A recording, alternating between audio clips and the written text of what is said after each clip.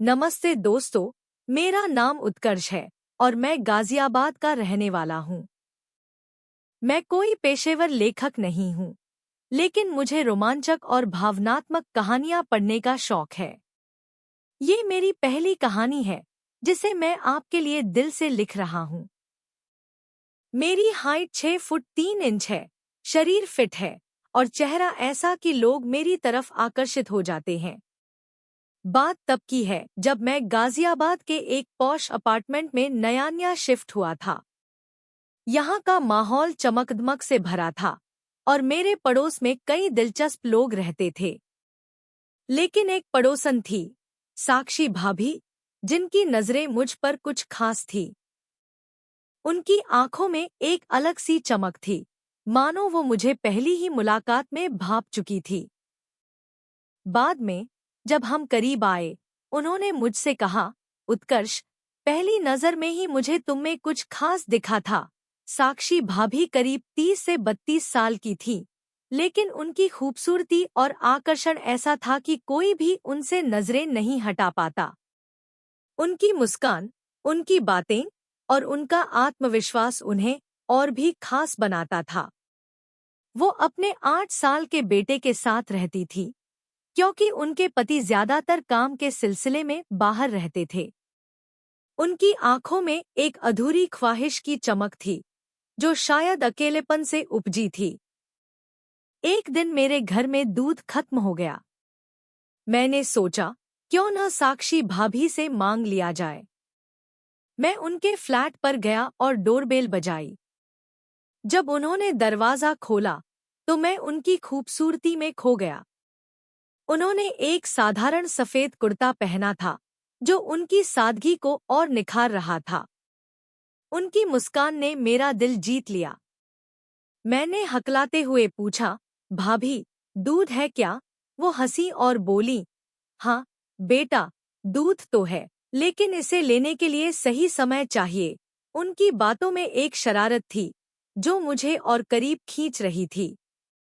मैंने भी हल्के से जवाब दिया, भाभी, मैं तो हमेशा तैयार हूँ। वो हंस पड़ी और किचन से एक भगोना दूध लेकर आई। उन्होंने कहा, यह रखो, मैं बाद में लेने आऊंगी। मैंने मुस्कुराते हुए कहा, ठीक है भाभी। 2 दिन बाद साक्षी भाभी भगोना लेने मेरे फ्लैट पर आईं।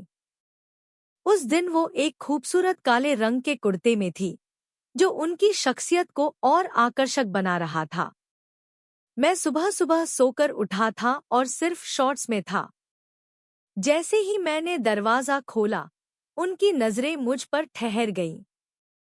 उनकी मुस्कान में एक शरारत थी और मैंने मजाक में कहा, भाभी, मेरा चेहरा यहाँ है। वो हंसते हुए बोली, अरे, मैं तो बस तुम्हारी फिटनेस की तारीफ कर रही थी।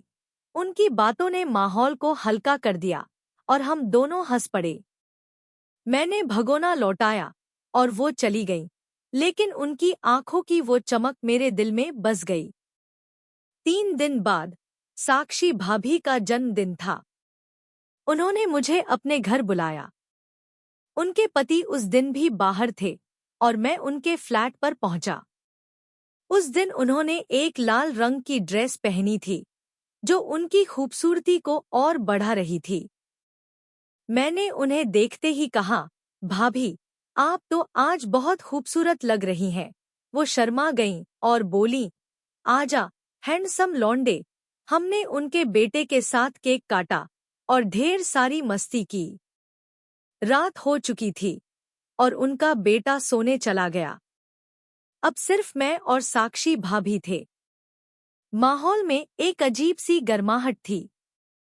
मैंने कहा, भाभी, मुझे नींद आ रही है। वो शरारती अंदाज में बोली, हाँ बेटा, लेकिन आज रात कुछ खास होने वाला है। मैंने मौका देखकर कहा, भाभी, आपका जन्मदिन का तोहफा तो बाकी है। मैंने हाल ही में मसाज का कोर्स सीखा है। अगर आप चाहें तो मैं आपको एक रिलैक्सिंग मसाज दे सकता हूँ। उनकी आंखों में चमक आ गई और वो तुरंत मान गईं। उन्होंने कहा, चलो, तुम्हारे फ्लैट पर चलते हैं। मेरे दिल में एक अजीब सी बेचैनी थी, लेकिन उत्साह भी था। हम मेरे फ्लैट पर पहुंचे। मैंने कहा, भाभी, आप रूम में जाकर आराम से लेट जाइए। मैं मसाज का सामान लाता हूँ। वो मुस्कुराई और बोली, ठीक है, उत्कर्ष, लेकिन इसे यादगार बना देना। जब मैं रूम में गया, तो साक्षी भाभी एक हल्के टॉवल में लेटी थी। माहौल में एक गहरी खामोशी थी, लेकिन हमारी नजरें एक दूसरे से बातें कर रही थी। मैंने मसाज शुरू की, और धीरे धीरे हम दोनों के बीच की दूरी खत्म हो गई। उनकी सांसें तेज हो रही थी, और मेरे दिल की धड़कनें भी। उस रात हमने एक दूसरे को अपने दिल और आत्मा से गले लगाया। हमने एक दूसरे को पूरी तरह समर्पित कर दिया, और वो पल इतना खूबसूरत था कि उसे शब्दों में बयान करना मुश्किल है।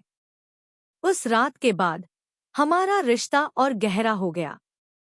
साक्षी भाभी और मैं एक दूसरे के लिए वो साथी बन गए, जो न सिर्फ शारीरिक रूप से बल्कि भावनात्मक रूप से भी एक दूसरे को समझते थे।